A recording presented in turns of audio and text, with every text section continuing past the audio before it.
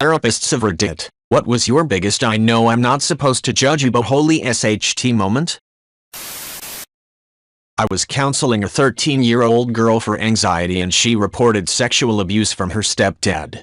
I called her mom and told her mother I needed to call Child Protective Services. Turns out that CPS was already aware and the abuse was first reported around the patient's age 7. Mom was aware of the abuse and stayed with her husband anyway. It was a complicated situation, and it wasn't. How could she not do more to protect her daughter? Sorry lady. I'm judging. Once had a patient whose wife shook their baby to death. He wanted help reconnecting with his wife. At the time I was a young father of a newborn myself, and he triggered a lot of fear in me for my own child, a deep loathing of his spouse, and pity, the how pathetic kind, for the patient. I tried for 3 sessions, met his spouse and everything before handing the case over to my supervisor, who knew about my initial reactions, and tried to help me through it. Unfortunately, it ended up being more about my feelings than his, and I was new to the profession at the time. These things are expected to crop up from time to time, but I was still taken aback by my own reactions. It is standard practice. Different therapists have different schools of thought on how to deal with it though. I had one who insisted that not being able to put aside your personal feelings and help literally everyone was a weakness. Others, better ones, believe that therapists are human too, and we have to be aware of our own experiences and feelings and give ourselves room to be human. If not, we risk unnecessary trauma and burnout, and then we help no one. I do acute pediatric inpatient behavioral therapy. Has never happened with a child, and never will. Parents on the other hand can be real pieces of shit, and the way they treat abuse their children then throw them off on us and scream fix them. I'm a big burly guy and I've cried many nights over this. I work with kiddos who have experienced some kind of abuse trauma. 90% of my clients have been sexually abused. I have a lot of holy shit moments, but not from judgment of my clients but from what happened to them. I've had clients whose father made them help him dismember mom's body after dad murdered her in front of them. I've had clients under the age of 8 who have been sex trafficked. I've had clients who have been forced to film torture porn. I have holy shit moments all the time. It's not often I get to talk about my profession, but here goes. I was working at a drug and alcohol rehabilitation center and had a client come in who was a self-proclaimed drug lord. As we worked together, he told me about his history. Included in this history was how he got to where he was currently at. During the conversation, this man admitted to selling his sister into sex slavery, forcibly injecting her with several sedatives and narcotics, and having several people teach her a lesson. What this meant, he never shared. He told this story with a blank face, smiling only when he recalled the good times, which he referred to as times when he had enough heroin to get through the day. I'm not sure where he is at now, but this man inspired me to work with victims of sex trafficking, because not only do they deal with the stigma of selling their bodies, they often manage drug addictions. People would honestly be floored if they realized how many people were addicted to chemicals that they were forcibly given. I was once in my psychiatrist's office, a bi-monthly, 15 minutes med check. She asked me what was going on, more as conversation. I told her that in the last 6 weeks, my 3 elders, aunt and 2 uncles, I was guardian conservator for had died, one right after the other. My wife had a heart attack. My daughter attempted suicide. And my mom broke her hip and had laid on her floor for a week before being found. She drank and ate from the dog's bowls. I got that call within 10 minutes of setting up the last funeral. She stopped the meeting, got on the phone with a therapist in the office next to her and had her postpone her next meeting to speak with me. I was so fucked up, I had no idea. I think she saved my life. I feel like a lot of the comments saying that they never judge their clients might be working in voluntary services or they've been very fortunate in their client base. Judgment isn't an inherently bad thing. It's how we know that murdering people was wrong. So when a convicted pedophile client told me, "Nothing gets me going like a pair of little girls' worn panties," you better believe I judged the fuck out of him. I continued to work with him and I treated him with compassion and respect because he's a human being worthy of both. I did my job because I'm a professional. But I can't honestly say that I didn't judge him. I judged that he should never be around children. I judged that he is not yet ready for change. I judged that his access to his own daughter should be closely supervised. That's a lot of judgments. Understanding your own inherent biases and how they influence your work is a very important part of training and practice. Lots of people discussing pedophilia as an example of the toughest stuff to not judge despite our training. I haven't yet treated a pedophile, thankfully. At least not an identified one. I did run a men's anger management group though, and some of those men had done some terrible things to women. Most of them I found ways to like and admire for their positive aspects, but there were 2 guys in that group I just could never find unconditional positive regard for. One guy basically never spoke in group. He would give one-word answers and occasionally just discuss how unfair the system was to him. I worked really hard to open him up and find things to connect over, but he never opened up to me or the group. He left the group after he strangled his girlfriend and went to jail. She survived, thankfully. The other left group early routinely, showed up late, participated minimally, and similarly never wanted to open up honestly. He left early one group after we had discussed him staying to the end and threatened me when I told him he wasn't going to get credit for attendance, something the court required. Oddly, I eventually moved into the apartment below him, completely without knowledge, and listened to him scream at his girlfriend and break shit while I called the cops. I judge these men. They're shitty. Maybe they're redeemable, but redemption requires self-exploration and they both refuse to do so. It's worth noting how differently I felt about them than so many others in the group, men I found ways to help and admire and respect even in spite of their awful behavior in the past. I can relate to this. My ex used to hit me a lot, usually leaving me with fractured ribs, black eyes, etc. He would hold me on the ground by my hair and kick the shit out of me. If I tried to get away, he would grab me by my legs, pull me back, and I'd get it 100 times worse. When I left him, I didn't contact him for about 3 months. When we finally did talk, he wouldn't even admit what he had done. He wouldn't apologize, nothing. He would say let's move forward and not look back. I think this type of person is absolutely a lost cause. Here's my most recent one. As the pandemic worsened here in the US and more lockdowns are on their way, one of my most extroverted clients and I brainstormed ways to meet her social needs while remaining safe. The following week she canceled her session and told me that she's positive for COVID after attending an orgy, which definitely wasn't one of our ideas. I let out the deepest, most defeated sigh after I hung up the phone. I joined in a review of a secluded patient and he threw a cup of wee and poo in my face when we opened the door. I tried to be objective about his experience, but I just thought, what a cunt. I work in inpatient services, so it can be hard to challenge myself at times. Individuals with diagnosis of personality disorder, for example, can do things that in isolation make you think they're just being bratty or manipulative, but to think of the experiences that shape them to react like that in a given situation can help to clear my judgment and find compassion. Harder when someone bites me or hits me with one of our fabulously detachable anti-ligature curtain poles, though. I work with youth and adolescents who have anxiety, trauma, and or depression. Some of the kids I worked with had some pretty severe attachment issues. Regardless of this, I never thought I'd have to seriously explain. You can't just buy a straitjacket for your kid. Feeding your kid ultra-spicy ramen each night instead of the meal everyone else is eating isn't specifically defined as abuse, but you have to understand the emotional abuse that this causes. Your kid isn't trying to kill you because they stand in your doorway at night crying. That's likely because they're scared of their traumatic nightmares, but feel like you will just yell at them if they wake you up. Edit. Removed a phrase. Edit 2. Thank you all for your questions and support. This case had really helped to shape my approach to therapy, and has highlighted the importance of healthy communication between parents and kids. My number 1 tip: don't let someone else tell you how you feel. Think. If someone says, "You're angry with me," or something to that effect, ask yourself if you really are. If you're not actually angry, then don't spend a second more on it. A lot of kids' family members get hung up on trying to justify their own actions according to someone else's perception. Edit 3. Fix straitjacket spelling.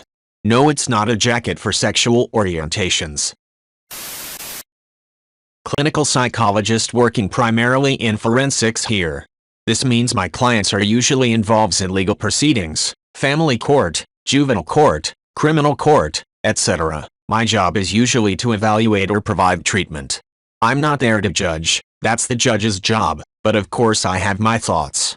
I am usually impressed by the justifications people make for shitty behavior. The one that irks me the most is when parents manipulate their child against the other parent. I've had to do therapy for a 5-year-old who said she doesn't want to see a parent because they haven't paid child support. Excuse me? What 5-year-old knows, understand, or needs to be worried about child support? I got my father accusing my mother of turning me and my siblings against him. We were 14-year-old, 9-year-old and 7-year-old at the time, and never acknowledged that he was the one doing all kind of shitty things to us.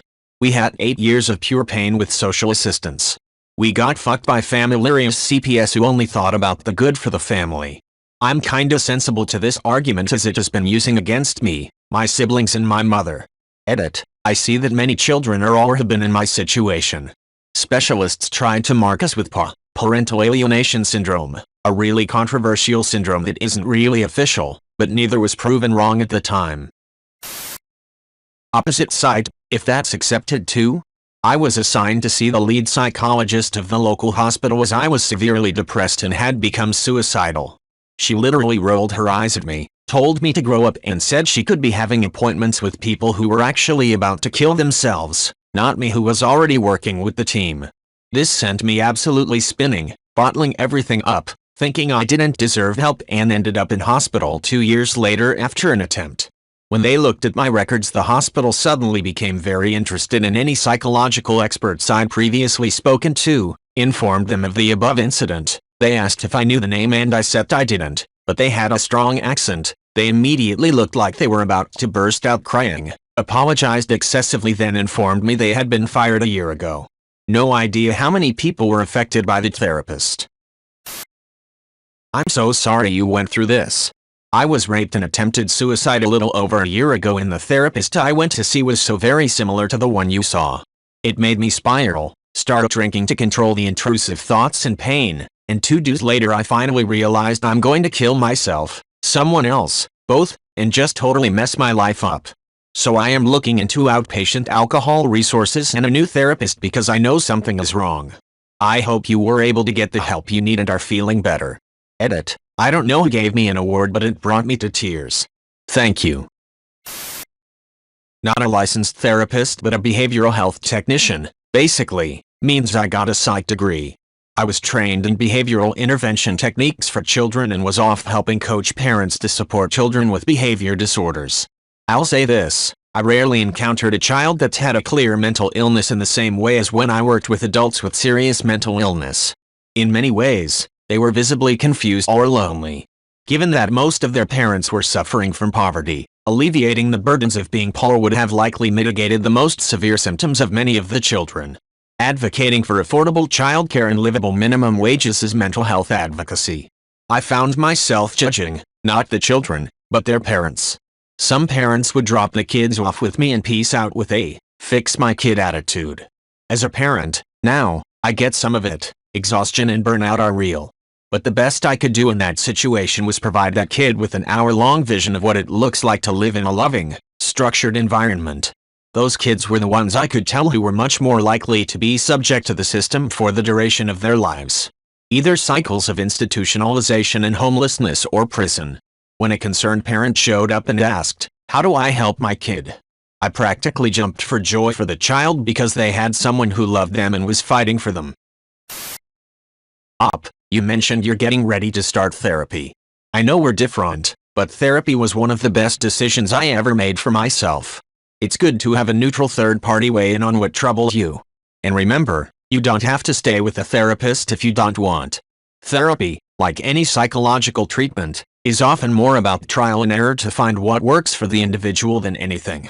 Also, you'll get out of it what you put in, so be upfront, frank and honest with your therapist. That will help them work with you on determining the best therapy course for you. I wish you the best of luck. When I was underage, I got caught with a drink on Bourbon Street and got a minor in possession. I was telling my therapist about it, and said that the police caught me with a hand grenade in New Orleans. He didn't realize that a hand grenade was a type of drink, and it was funny to watch him try to process that his patient might have just casually told him that he had been caught with a fragmentation grenade. He took a big long pause, and said, "Where did you even find a grenade?" I realized the misunderstanding quickly and corrected him. But for a moment he definitely was thinking, holy shit, how do I deal with this? At last I have a similar story. So this was back when I was in my first year of engineering study, and I just thought that the materials paper was the shit. I especially liked the whole steel section, and at the time my depression and general situation wasn't amazing, so it was one of the things sort of keeping me going, you know? So of course when my therapist asks about my passions and goals, I said, well, I like steel.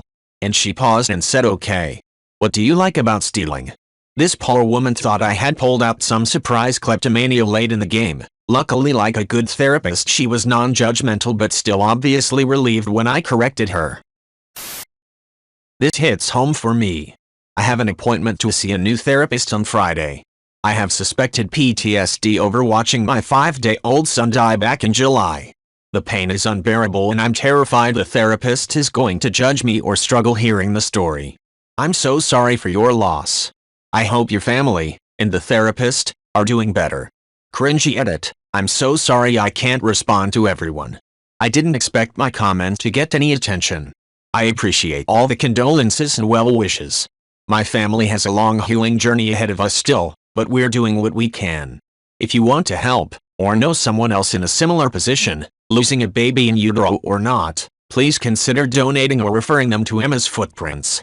Emma's Footprints is a great organization in Erie, Pennsylvania who provides financial and emotional support to grieving parents who, specifically, have lost a baby.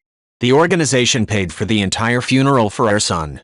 Please consider reaching out to them if you or someone you know is struggling mentally or financially. No one ever expects to lose a baby, or any child, at that. Life can be cruel, but it helps us grow and gives us the strength to help others. Thank you all for contacting me. One day at a time. And if you're going through a similar situation, there is hope and light at the end of the tunnel. Stay safe, my friends. Therapist here. To piggyback on what others have said, it is highly unlikely for me to have moments where I judge my clients. It happens sometimes, but I'm able to shut down those thoughts quickly in my head and return to being present for the people I see. People are so incredibly complex that my judgment wouldn't have any meaning anyway, and it doesn't have a place in our work together. I will admit though, something that does get me feeling a little salty is when I have a client's parent that attempts to sabotage the therapeutic relationship I have with their child, or pulling them out of therapy entirely when some of the things we talk about challenges some potentially unhealthy family dynamics. I don't feel anger toward the parents, mostly I feel bad for the kid. Edit. Wow. All I have to say is that I am incredibly humbled by all of you that have shared your stories. Even though these moments are so steeped in pain, what hits me is the incredible amount of strength present in spite of the upbringing and parents many of you have had. My God, it's like you're describing my mother. She let me go to therapy a grand total of 2 times while I was depressed and suicidal at 17. The second time the therapist asked her to come in to talk to her about how I was feeling, and she started crying to him about how my feelings made her feel sad and how much it affected her. I never even cried in my sessions.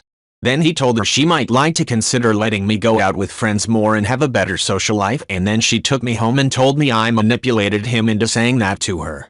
A few weeks later I tried to commit suicide and her response was to take me out of therapy and off the medication because in her mind that was what caused my episode and not her and my father being pricks to me. Edit. Jesus Reddit, I did not expect all these replies. I am totally out of this situation and do not live with or speak to my parents anymore. I cut them off relatively recently and am working through it, but seeing the outpouring of stories, kindness and love in this thread has truly made me feel heard and validated for the first time that she really was as bad as I remembered. Thank you for that. Also want to say if any of you guys need to talk, my inbox is open. I can't reply to every single one of these, but know I'm reading all of them and that I hope you're all better now. You deserve unconditional love and kindness. Patient side here. I had been seeing a therapist for a few months to help with chronic depression and self-harm with some pretty intense suicidal ideation. I had tried Suprax in the past, didn't like the side effects and put it down, but I was ready to try something new to supplement therapy. Everyone within earshot was calling Wellbutrin a miracle and lifesaver, so I figured I'd give it a shot. Since my therapist couldn't prescribe drugs, I got an appointment with a psychiatrist. My first appointment, I explain what I've got going on, what I'm doing to work on it, and what I'm looking for in seeing him. I do a pretty good job holding myself together in public. I dress myself, I hold down jobs. At that point I lived on my own. Now living with my partner, all in all, I've got a well-polished mask. I guess it's too good, because pretty early in our session he looked at me and said, "I don't think you're depressed. Bro, this is the first time we met. I've been here for 20 minutes, and you're ready to reverse my diagnosis? Cool, bro." During my training I was asked how would you feel if a client were to come to you and admitted they were a pedophile that was on the edge of committing seriously horrific acts? Could you see that person as another human being that needed help, or were your personal feelings about the abhorrent behavior too strong? This factor leads some people to not continue my course onto the next level, but it really illustrates the level of non-judgment needed in this field. We all have our own personal feelings, of course, but these get talked about in supervision. Edit. Well, thanks for the awards. I'm glad it's raised an interesting topic for discussion. I'm enjoying reading them all, even if I don't have the time to reply. Personally, in this instance I remember the Gandhi quote, "Hate the sin, not the sinner." Also spelling. Pedophiles are a great example for whether you're cut out of for this field or not. I've thought a lot about this and have worked with a few, but was able to view them as people having severe psychiatric troubles from trauma they've endured. That being said, the people I worked with were expressing extreme remorse. I know that working in this area could never be my specialty and I refer clients out because I would have to work through too much of my own feelings about their actions. Totally agree. However, I would say it's the culture, rather than the demands. The demands are created by the culture, which I would say is a product of the reductionist clinical thinking rather than holistic social humanistic thinking. Mental health nurses are worlds away from medical nurses, in their approach to a lot of things. But also, most nurses come into the role with caring ways. The pressures of the job and lack of basic care for their needs, unfair impossible expectations, and dealing with people who are often at their worst, all day, mean that people get burnt out and crabby. It's sad. Better support would improve a lot. My mom was a psychologist. She passed away and those two stories are decades old. 1. After 2 years of sessions, one lady still felt she wasn't able to overcome her dog's ears failed surgery. Your dog need to have certain specific traits to be able to do dog shows. Hers had flappy ears when pointy ones were required. There was obviously an underlying personality problem, but even though the lady really wanted to pursue therapy further, she refused to work, talk, or address anything else. 2. Parents of a troubled child, which turn out to be the problem themselves. Total refusal to do any kind of introspection, try to convince everybody, CPS, police, psychologist, doctor, the kid was the problem, complain the kid was a kid, a teenager at that point, by growing too fast and costing money to feed and clothe. He had smashed their TV with an axe. Turns out they hadn't speak or pay any attention to him in several years and they spent 99% of their free time watching TV. Kid had no other behavior problem, great in school, very calm. He just reached a point where he couldn't stand being ignored any longer, so he had what she called a fried green tomatoes moment. Parents dismissed their responsibility. Only problem they saw was the whacked TV. Kid got emancipated at 16 and moved to FCK out of there. She had a private practice and the only time she expressed any judgment was when someone sought therapy but refused to do any work or partake in the process. Paying a therapist is not paying someone to agree with you. You need to show up, you need to at least try. Not a judgment, you kind of train your brain not to judge, because you are seeking to understand and help. When you do those things, you can't simultaneously judge. We could all use a little more of that in real life, I suppose. I'll share this though.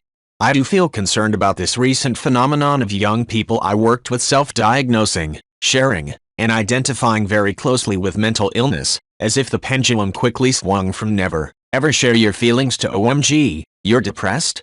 All of us are too. Life's challenges can be tough and they don't need a scientific sounding label to be valid and real. You are not your diagnosis. We can find validation and support in healthier ways. Edit. Thank you for the Golden Awards. And thanks to everyone for some really nice discussion. I agree. I love that people are more open to getting help, But there's also a big problem with labeling normal ups and downs of life as anxiety and depression among some college students I work with. My main concern with that is how quickly people can seek medication to numb the ups and downs instead of working through them, and the bigger concern how quickly medication is given. I've also had a ton of young people coming to me self-diagnosing as having borderline personality disorder, which is incredibly complex and a lot of therapists wouldn't feel comfortable diagnosing it in a young person to begin with.